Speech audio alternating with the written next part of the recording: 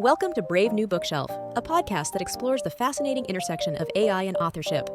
Join hosts Steph Pajonas and Danica Favorite as they dive into thought-provoking discussions, debunk myths, and highlight the transformative role of AI in the publishing industry.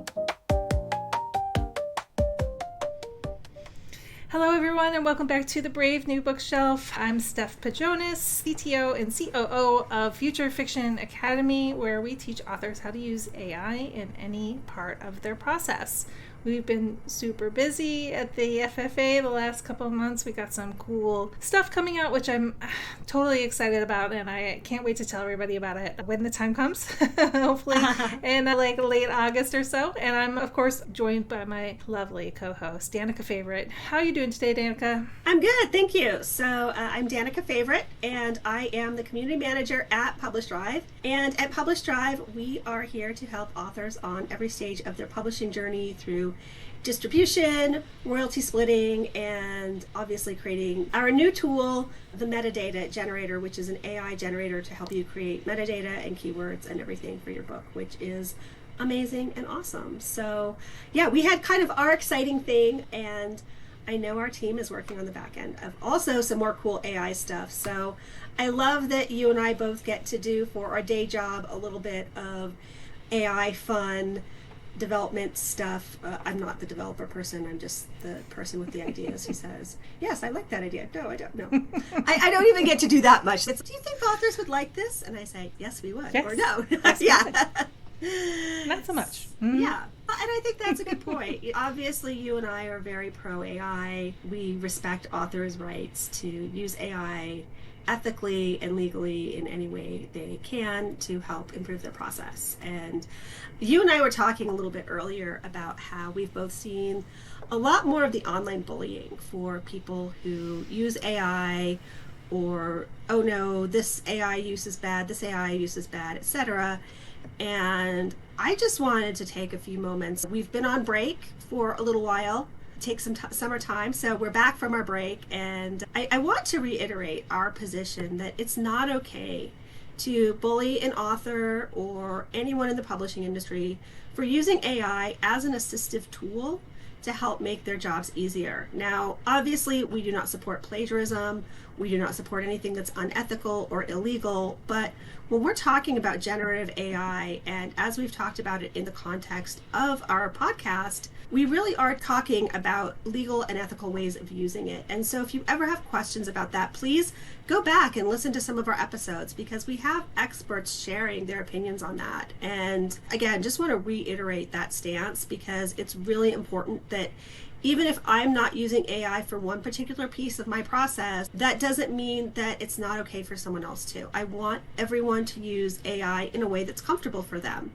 If it's good for you to use it to write your blurbs but not write your text of your book, you can do that. But please do not be down on someone who's going to use it for the text of their book. And so I'm going to send that back over to you, Steph, because I know you also are pretty passionate, so I'll give you a chance to share some of that passion as well. Yeah, it's interesting that we saw that a lot this past week or two. Very interesting. A lot of people coming into the AI safe spaces on Facebook and in other places and saying, oh, it's fine. It's fine to use AI if you want to brainstorm your books or characters, but no author should ever use it to write their books. This is what I hear a lot. And the judgment that comes with that phrase is pretty damning, right? It makes me very sad to hear that, because there are plenty of people who use it to help them actually get text down on the page for their books. This is something that I do now. Like, I do a very wide range of stuff with AI. I do use it to brainstorm. I use it for marketing. I use it I was just using it to help me code a website the other day. But I also use it to help me get down words on the page, because I have often suffered from a lot of hand and arm pain, and I believe it's probably a repetitive stress injury. It was that way before I got COVID in 2022. And after having COVID and then long COVID, which left me with brain fog, I need the extra assistance. I need it so that I don't have to type every single word that ends up on the page. Definitely everything that the AI generates, if it ends up in the final version of the book, it's because I wanted it there. And I read through every single sentence, every single word. I hemmed and hawed over maybe a word that the AI gave me that I didn't like, but it had the meaning that I wanted. But I didn't like the word, so I would change it, that sort of thing. At this point, I feel like I'm more of a storyteller than an author. And I actually like that because I feel like stories come in a lot of different packages. They could be words on the page. They could be an image or a video. It could be just something that I sit down and I tell my girlfriends on Zoom. It can be anything, right? And I really love being a storyteller. The medium of how it gets to my audience doesn't really bother me so much. I just want people to understand that there are lots of different ways to use AI, and some of us are using it extensively, and there's really nothing wrong with that. We still care about story. We still care about the way that our work is presented, and we want everyone to understand that, you know, if it's for you, great. If it's not, then you can just silently pass by. You don't necessarily have to give us all of your judgment on that. Yeah, it's been a tough week. Yeah, and I understand that because I also have repetitive stress injuries with my hands and everything. In fact, hilariously, I was just in my yoga class this week and I was telling my yoga instructor some of the challenges I was having, and she's like, okay, I want you to do this and this stretch. She's like, and just so you know, I cured my carpal tunnel with yoga. I'm like, okay, that's awesome.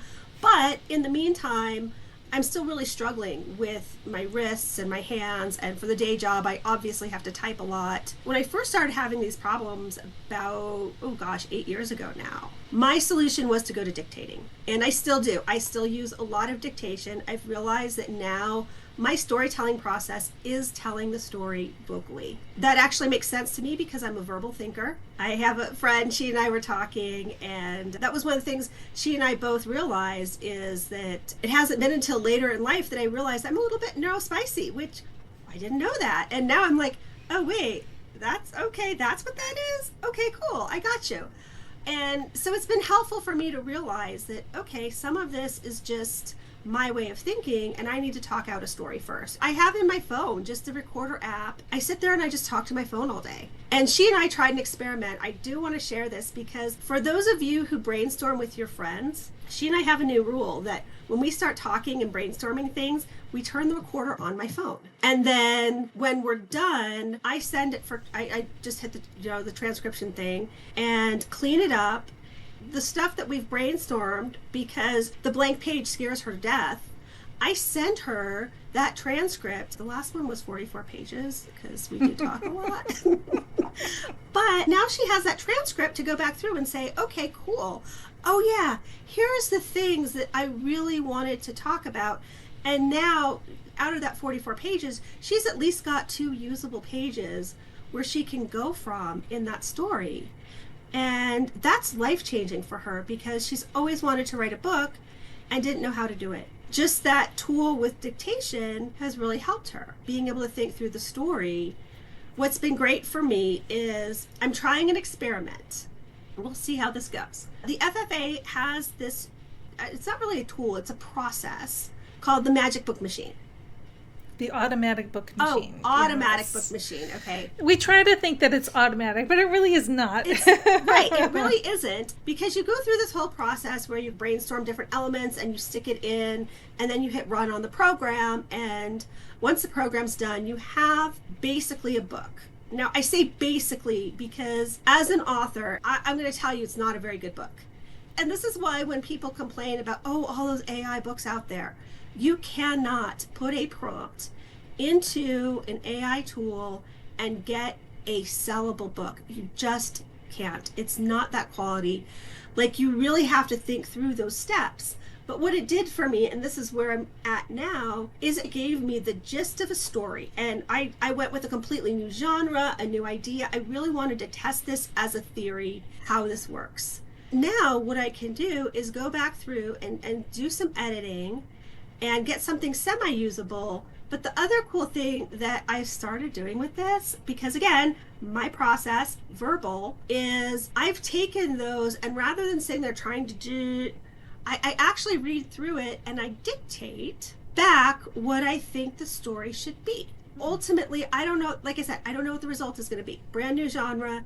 Purposely did that so that like people don't listen to the podcast and go, oh, is this crappy book she just wrote AI? Stop. When I have an AI book out there, I'll tell you. Right now, I'm not there yet. But again, I do use AI for dictation, for cleaning up my dictation. Some of you have heard my love story with Gemini. I just need to tell you that since Gemini became public on everybody else's phone, Gemini has not done a very good job for me, and I'm very disappointed in him.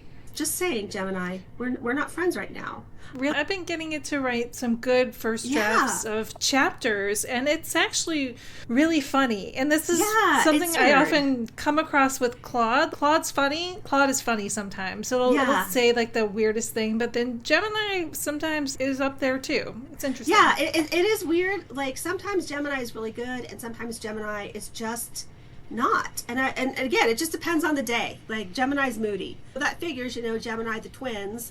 So some days good twin, some days it's bad twin, right? Yeah, some days it's the good twin and some days it's the bad one. So, that's right. I wonder if they realized that when they named it Gemini, that we would I don't know. Evil twin, good twin. But yeah, I think that's an important point that, for people like us who have different physical issues or different mental issues or the brain fog, I'm dealing with a lot of brain fog too. Different reasons, but I'm seeing also a new doctor, and the doctor's, yeah, dude, of course you have brain fog. Stop beating yourself up for having brain fog. And I'm like, yeah, but I gotta write. I have so much to do. I know. I've got a day job. I've got writing. I've got all this stuff. And my doctor's like, just give yourself a break. I'm like, I am, but I want to fix this so I can write because I love to write, and that's never going to change. And I love that creative process, and I love looking at the stuff that AI gives me and saying, you're cute, but you don't know how to write a book. Let me fix that for you. And sometimes I'm like, wow, that's really good. And it really is that balance of being able to think through it for yourself and being able to think through it as an author. And to anyone who says that it doesn't take talent to write a book with AI, I would challenge you to try it, because you might be able to get it to write a book. Like I said, the automatic book machine, I have a book. It's terrible. But that isn't the point. The point is that me as an author, when I go in and I work with that book, it's going to be a good book by the time I'm done with it, because I'm an author and I know how to write. And people who don't know that are not going to produce good quality books. I was just saying this literally, maybe even this morning. I think I was. I have a everyday writing time that I do. Danica has shown up for it once or twice, 8 to 10 o'clock in the morning. And a good friend of mine has been showing up every day, and we've been chatting beforehand. And I was just saying that it's really important to know craft, story craft. This is the thing that we're trained as authors to understand, to outline and plot our books around story craft. Whether it's, I'm teaching right now, I'm teaching some elements of structure to stories, understanding the 3-act, 4-act process, the outline, the structure of a story, and telling students how to ask for these things from AI. You actually have to know craft and know craft terminology, know how it all works in order to ask for that stuff from the AI. You need to be able to say, I need help with my opening disturbance. It's just not strong enough. Give me some ideas for that. You really do need to understand how to tell a story in order to use AI effectively to put your story together. Just like you're saying, authors are trained how to tell stories, and we're the ones that are going to benefit the most from using these tools, because we actually understand story and we know what we're doing with these tools, right? Yeah. So sometimes we see some people come into the AI Writing for Authors group on Facebook. They're excited. They're newbies at this whole thing. They're like, oh, I've got this story I wanted to tell, and I'm going to use AI tools to help me with it. And I'm always cheering them on. Great. I'm excited for you. Go out there and write your story. Inevitably, somebody always comes back and it's just, I wrote my horror story and it's 10,000 words long and I don't know how to make it longer. And that's because they didn't understand the craft of storytelling before they got out there, right? I'm still encouraging these new authors, go read about craft, go pick up Save the Cat, go pick up James Scott Bell, go pick up all these epic books about story crafting and understand your work before you go in and start using these AI tools for them. And that's exactly what you've done here with the automatic book machine. You've given yourself a skeleton of stuff, and you're going to use your craft to go in there and make it shine.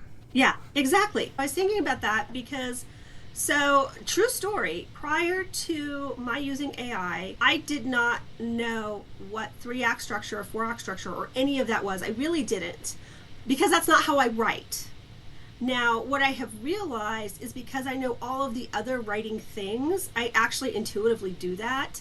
Like, I went through and I put some of my books into AI and said, okay, what's the 3-act structure of this book? And then I realized, oh yeah, I've been doing this all along. But for me, I like to do sort of the hero's journey, but not really, because I write romance and that's not fully a hero's journey plot structure.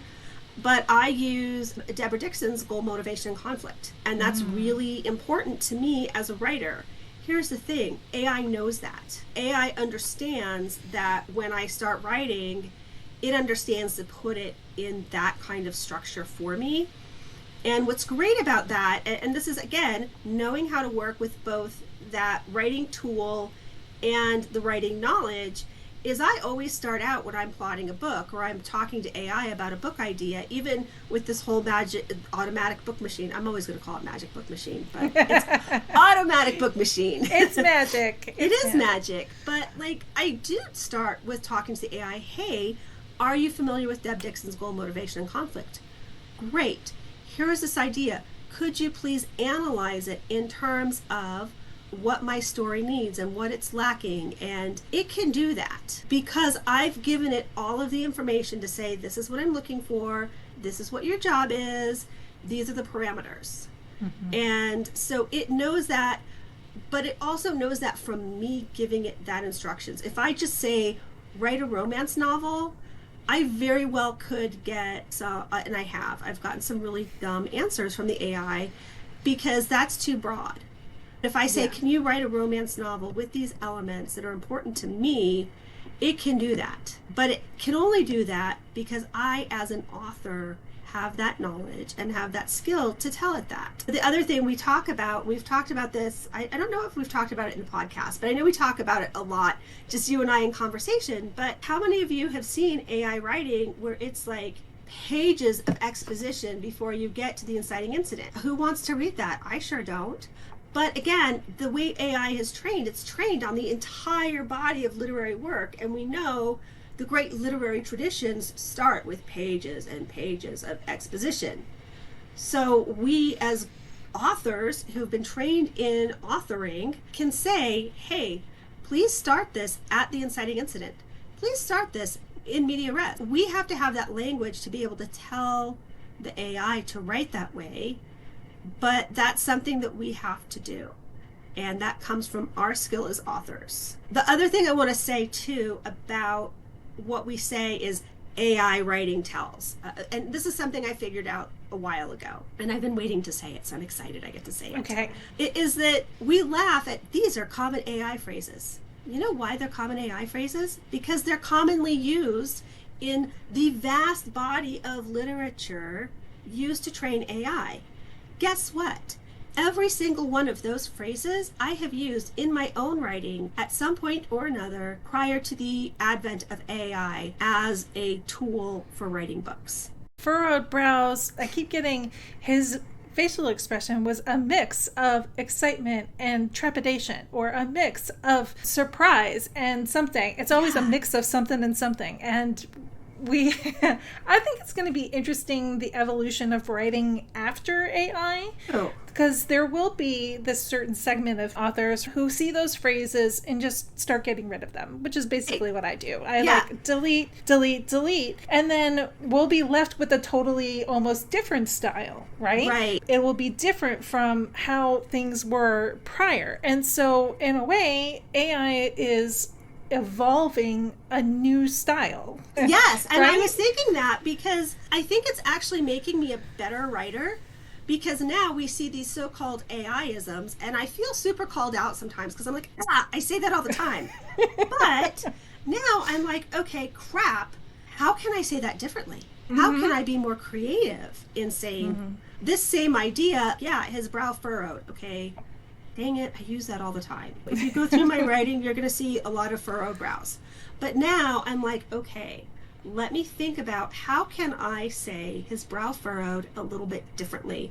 What are different ways I can convey that expression, that emotion?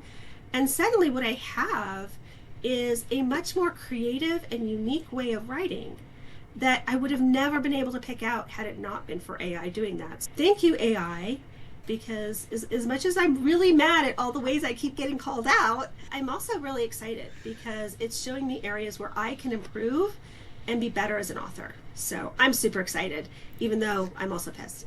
I see that mixture of emotion right there. There's that mixture of emotion. But pissed. She's excited, but she's pissed. No, it's so true. It's so true. I do feel like AI has made me a better writer. It's made me a better editor, too, over time. And I considered my editing skills to be pretty high before I started editing AI. And now, though, I feel like it's gone a whole nother level up because I'm paying more attention to repetitive phrases. I'm paying more attention to things that feel cliche. I want to get rid of them.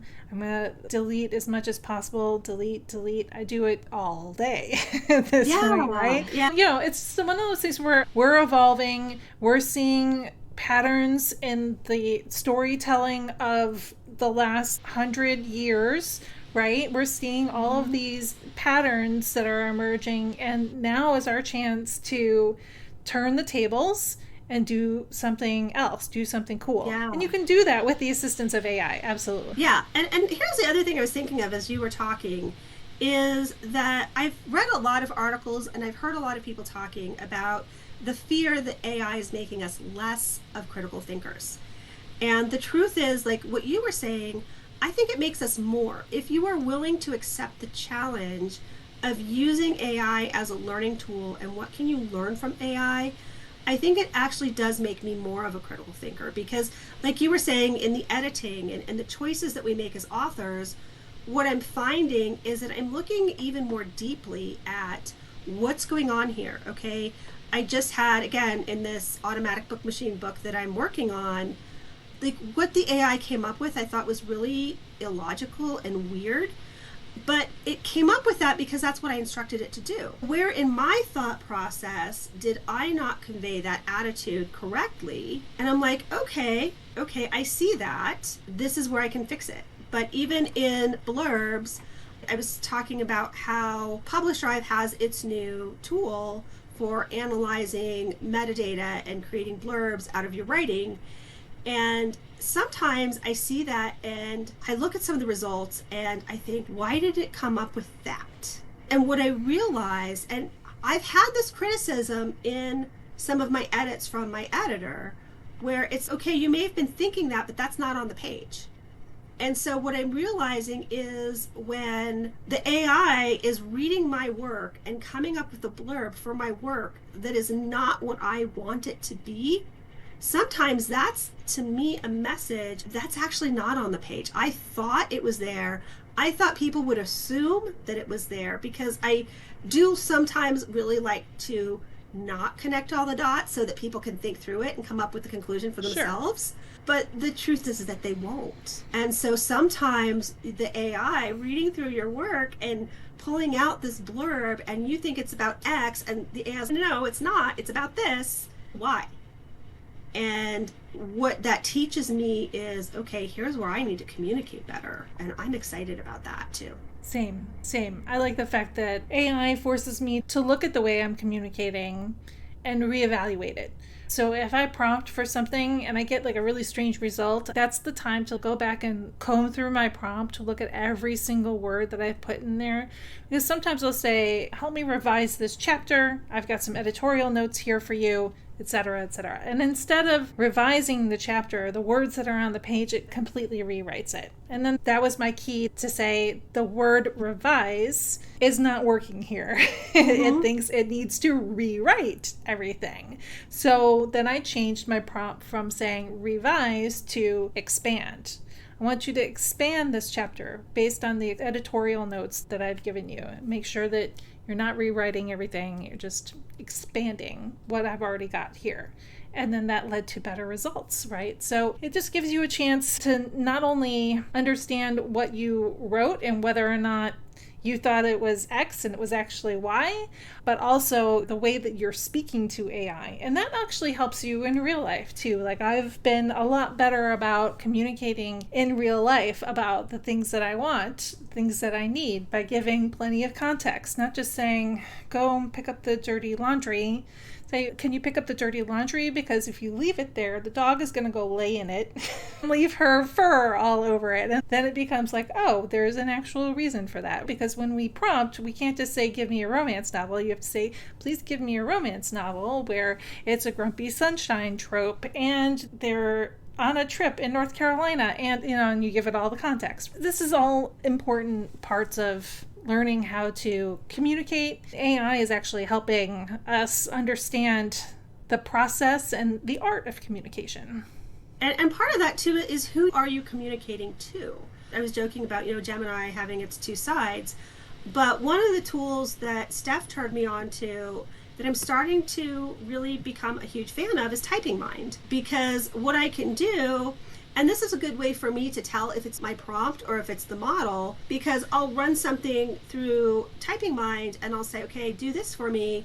And it comes back with a terrible answer. And what the heck? And so then I just click a button to switch the model, hit rerun, and it'll give me a response from a different model. So I can get Gemini and Claude and ChatGPT to all answer the same question. Then if they all come up with a really bad answer, I know it was me. But right. Like what I found is they all come up with slightly different answers and slightly different voices. Like you were saying with the differences in the humor between Claude and Gemini. It might be that for this particular purpose, you want the voice of Claude. It might be for a different purpose, you want the voice of Gemini. It's really cool for me to understand that's going to happen when you switch the models. And sometimes you do need to speak to them a little bit differently. And that's all part of that communication. Yeah, I learned pretty recently that if you want to use a lot of open source models, you want to use like Mistral or Llama or any of these other open source models, you actually have to be very explicit with your prompting. You have to make very robust prompts. You have to give lots of context, because you can't just faff off and give it like a one sentence, help me with this. You actually have to be very explicit with your content and ask for things in a very detailed way. We're learning about the different models and how they work and how they can help us. And this sort of leads me into talking about a little bit about the FFA's new tool that's coming out hopefully on August 19th, which means by the time this podcast is out, it should be out there. We're creating a free tool for authors called Raptor Write, because we love dinosaurs at the FFA. I was like, it works for us. I don't know. So Raptor Write, it is just a text window and a few buttons and the ability to hook up to OpenRouter and do your writing and your prompting straight on the page. And it allows you also to switch between models, which is one of the things I really like about it, because there are sometimes I write romance, sometimes I gotta add in some not safe for work content. So what you can do is you can write with Claude up to the point that you need that not safe for work content, and you can just switch over to an open source model that is not going to clutch its pearls at your not safe for work content, right? And then move on from there. And it's one of the things I like about this tool, and I'm looking forward to seeing people play with it and use it, because it's going to be free. We're going to make it available to anybody who wants to come in. We'll see what people do with it, which will be a lot of fun. But I want to say that there's just a lot of innovation happening in this space right now. There's a super lot of innovation happening. But a lot of people are saying, I'm just waiting for that AI bubble to burst and then we can go back to doing whatever. I'm like, it's just not. It's still rolling.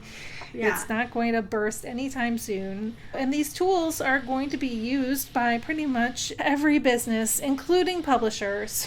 Guys, no, there's not one publisher out there who has said that they won't use AI. They've either been mum about it, or they've talked about the fact that they're going to use it for backlist on their audiobooks, or they're using it internally, or these sorts of things. And I don't see why we should put it all on the shoulders of indie authors to shun this technology when major publishers are going to be using it. Right. Why do we have to shoulder this responsibility of saying no to AI when our competitors will be using it pretty much all the time? So what I tell people is know it, understand it, use it for the things you want to or don't, but do understand that everybody else is going to be using it eventually. Yeah. Yeah, and I think it's really important to say that, because the truth is every other industry is already using it for all of these different ways. We can't, in the publishing industry, just, we're just not going to use it, because the fact is every other industry does. And at some point, like, we just have to say, okay, it's fine. And it's been really interesting because I've met so many different people lately, and of course, they want to know what I do, blah, blah, blah. And so AI comes up, and it's really interesting because I just met a guy who was working in AI development back in 1995. And I was blown away by that. I'm like, wait, you mean 2005? No, 1995 is when he started working on the development of AI and the LLMs and all of this stuff. And it was just mind-blowing to listen to him talk about how the industry has innovated and how much faster, like with every development, like it just exponentially gets faster and faster. And I think about that and realize that even though we as the general public are just now seeing AI at the forefront of everything, it's been in the background for a really long time. And to be perfectly honest, I'm really glad that it's finally out in the open, because people understand what's actually happening and what's out there and how these decisions are affected. Because again, going back to the idea of AI thinking for us and critical thinking skills, I think this really helps me as a critical thinker to be able to say, okay, wait, is this information being presented to me because it's the truth, or because it's what an algorithm in the background has been telling me is the truth? And so then I'm allowed to dig deeper into that topic and really see what is actually happening here. I'm not going to get too political, other than to say, for me as someone looking at an election coming up, that gives me the ability to say, okay, wait, here's this information being presented. Is this the truth? Is this something I need to think more critically about? Is this something I should do more research on, rather than just accepting what the algorithms feed me? And I realize not everyone's going to rise to that challenge, but for me, I'm like, yes, I'm going to get to think deeper and learn more and actually understand an issue before I check a mark on the ballot. And that's one of the things that, again, you can see that con of, oh, the AI is taking over, or you can say, okay, no, this is good, because it's always been in the background. We just didn't see it. Now that we know it's there, we know to look more critically at what's happening. Absolutely. Absolutely. And I think that's a great note to end this particular session on. We're excited because we've got a bunch of people on the calendar. We were just looking at the calendar before we started talking today. We wanted to do this, I say solo, but it's like a duo. It's the two of us, we're a duo. Right? Just the two of us talking. We want to do a couple of these, but we also have a great lineup of people that we're going to be interviewing in the next few weeks. The fall is looking really exciting for lots of author stuff too. We've got the NINC conference coming up in September. I will actually be abroad. I will be in Japan with my husband. And then Author Nation Live is coming up in November as well in Las Vegas. So I think you're going to be hearing a lot from us. Yeah, absolutely. I will be at NINC. So if you're going to NINC, please feel free to reach out. I'd love to grab a drink, have a meal together, anything like that. And we both will be at Author Nation. So that's going to be super fun. And also just to maybe we need some buttons or Yeah. Some stickers or something. Let's think on that. We'll That'll be brainstorm fun. that. We'll brainstorm that. Yeah. And so I am excited because we're really looking forward to having a lot of guests who can help you and help all of us really spread the word about writing and how we can all be better as writers, because ultimately putting our head in the sand isn't going to work. So let's find all the resources we can so that we all can get better together. For those of you who are listening and you're like, okay, you haven't covered this topic and this is an important topic to me, please feel free to reach out, bravenewbookshelf@gmail.com, send us an email, leave a comment on one of our video posts on YouTube. We've got a contact form on the website. I mean, we're pretty available, so please let us know. Yeah, please let us know, because ultimately the reason we're here and doing this podcast is we want to be able to change with the times and take advantage of this unique opportunity for us all to get better. And however you want to use the tool, totally fine. But at least you have the information and the knowledge to move forward with whatever that is. So I think that is really our goal, and we hope we can support you in that. 100%. All right, everybody, come check us out on our website. It's bravenewbookshelf.com. We'll have a full transcript from this particular episode, plus a blog post, and we're on YouTube and all of the major podcasting services, all that good stuff. Let other people know that we're here, and if they want more information on AI, they can come check us out. All right, wave to Danica. There she goes. All right, great. All right, so we'll see you guys soon in the next episode. Bye now. Thanks for joining us on the Brave New Bookshelf. Be sure to like and subscribe to us on YouTube and your favorite podcast app. You can also visit us at bravenewbookshelf.com, sign up for our newsletter, and get all the show notes.